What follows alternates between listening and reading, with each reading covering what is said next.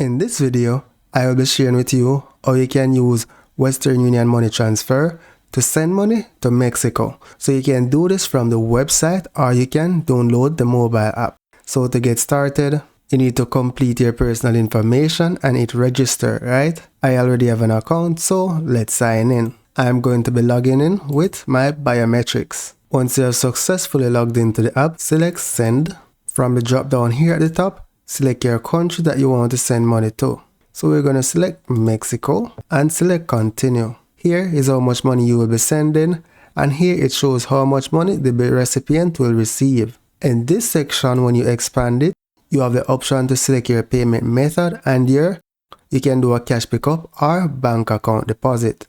Now if you're sending from the United States, you'll also see the option to send to a debit card. That option is the fastest option available.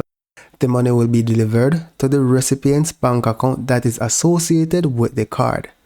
So here I'm going to select save, then select continue. This is just some information on how to protect yourself from fraud. Read it and then select accept. On this page, you're going to add the receiver information. Once you complete the receiver information, you're going to select continue. So on this page, you'll be selecting your payment method. I already have my card and file, so I'm going to select it and then select continue.